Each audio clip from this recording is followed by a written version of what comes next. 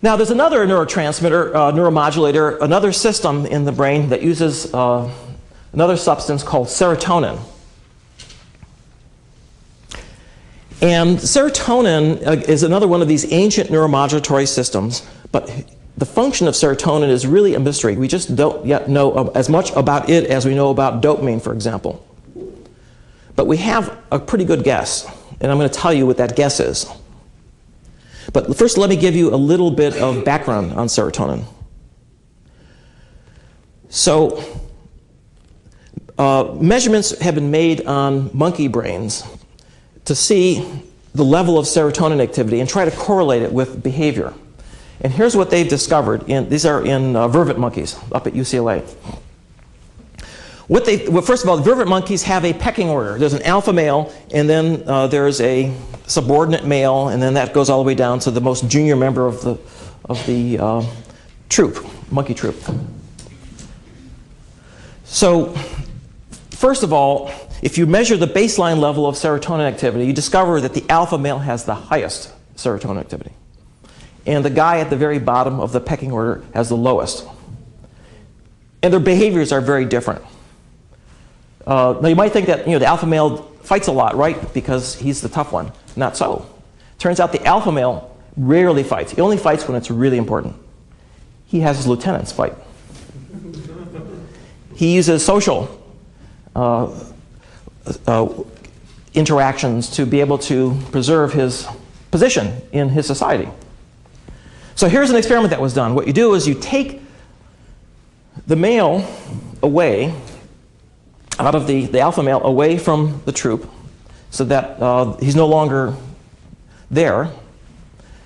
And now what you do is you give a drug to one of the other males, somewhere toward the bottom, to raise their serotonin levels, right? So that it goes up.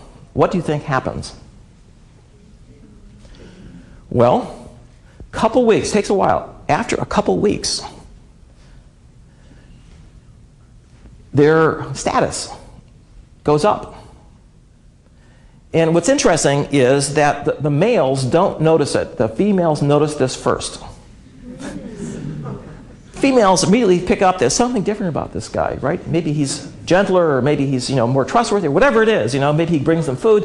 But suddenly the females start paying more attention to him. And the next thing you know, the rest of the males follow. He becomes the alpha male. Do you know what that drug was that they gave that monkey? Prozac. Prozac is a serotonin reuptake inhibitor. So the serotonin is squirted out by the neurons, and then it's taken back up. But if you block that reuptake, it increases the concentration and the activity, that impact that serotonin has. And that's what they did. They were able to manipulate the social behaviors of the monkeys by simply changing the balance of serotonin.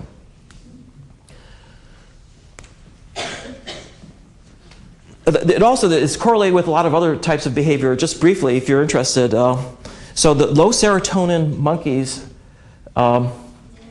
take risks. For example, they leap between branches. They take big risks. They leap 10, 20 feet, and they often fall. They get into trouble. Monkeys have a very traditional way of dealing with altercations. It doesn't make a lot of sense to fight in order to settle something when it's clear that one of them is bigger than the other. So what you do is you posture, you raise your voice and try to sound as low as possible so that you can sound like you're big.